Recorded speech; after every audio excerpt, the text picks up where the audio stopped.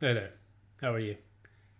I think I'm just gonna take a quick break to just kind of spill some thoughts out instead of putting it on paper. I guess I'm putting it on YouTube. So, anyways, I just finished with a meditation and decided I was gonna just sit with my thoughts a little bit, try to focus on what I'm going to try to accomplish next in life, and see if I can materialize that. A lot of what I do is based on kind of cultivating a sense of controlling your own destiny, not simply just being a victim of fate, but actually being the co creator in whatever it is that life has in store for you or that you would like for it to have in store for you.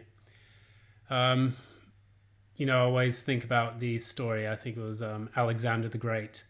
And according to someone who read his lines in his hands, with palmistry, they said that he had this specific fate, so he took a knife out and he just basically cut new lines into his hand, and that was how he kind of reshaped his destiny. That was his way of giving a middle finger or deuces up to, I suppose, the things that everything is predestined, everything is fixed, and that's not the way it is, and that's certainly not the case for each of us.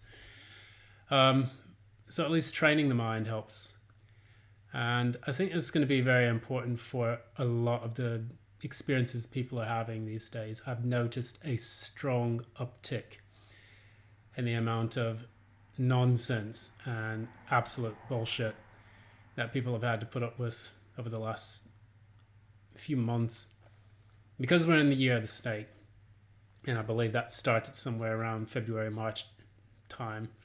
Anywhere between late January, early March is when kind of they have Chinese New Year, depending on the season. And I noticed that the year of the snake is a lot about regeneration, growth, shedding out the old and making way for the new. When the snake sheds its skin, it basically gets rid of all the things that no longer serve its purpose in life, including parasites. A lot of ticks tend to latch on to the skin of the snake, and that hinders its growth because it is feeding off of it in a very one-sided or negative way.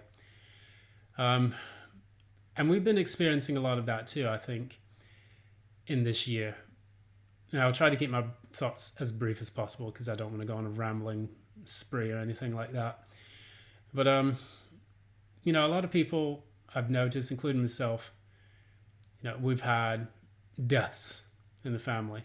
We've had friends to die. We've watched favorite personalities. Everyone's been following Ozzy Osbourne. We've also been following, different people in TV. In the movies, they've all been dropping dead. We recently had a tragic incident with Brent Hines from Mastodon. That was another story that's all over, social media.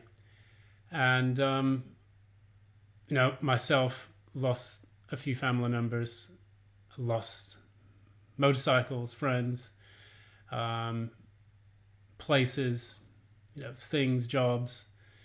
And so it's all about cultivating that spirit that we do have the ability to reshape our life in the face of tragedy, and use that as kind of forward momentum, fuel, if you would like to say, to plan the next steps and visualize and see what that's going to look like. I mean, if you haven't been doing any meditating or anything, or positive affirmations, coming along with this kind of channel, because we are doing tarot oftentimes.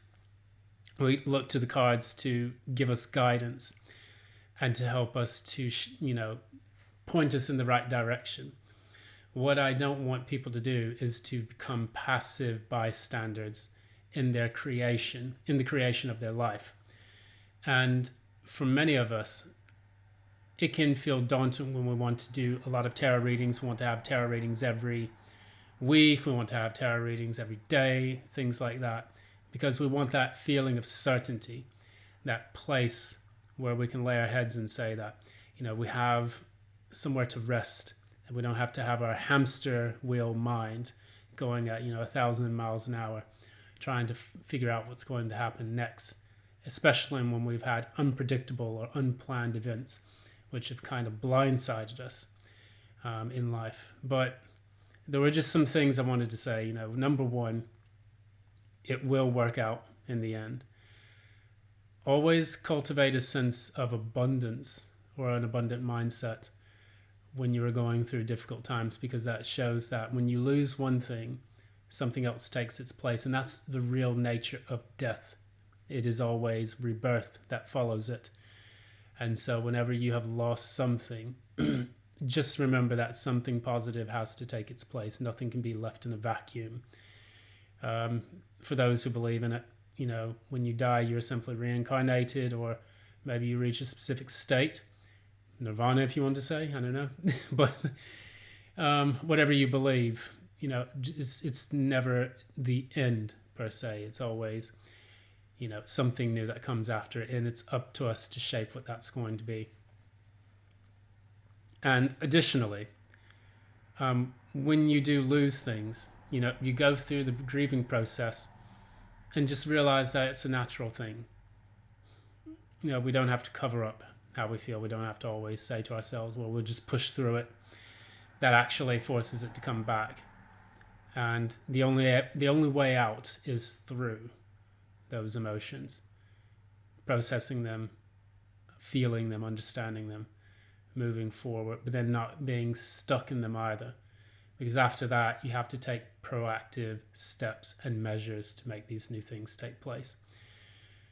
So I think I'm just going to leave it at that. I'm not going to really, babble on too much about this. But for those who are feeling the heat, especially in this year of the serpent, and who are going through their own death phases, their death and rebirth phases, remember also that the snake is power.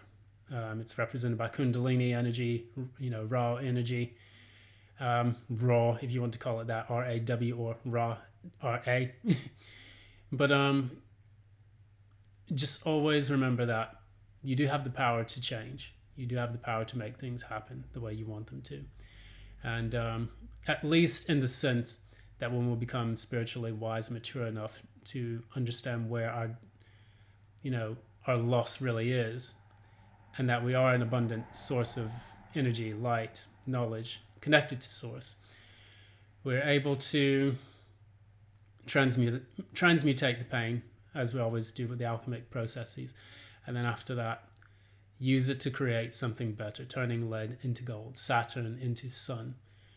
And so never forget that you are the co-creator of your life. No matter how shitty or bad or things get, it's always going to get better from there, because you're shedding the old to make way for the new. Anyways, I'll leave it there. I'll wrap things up. Rant is finished. Anyways, thanks so much for watching this, and hope all is well with you. Until next time, love and light.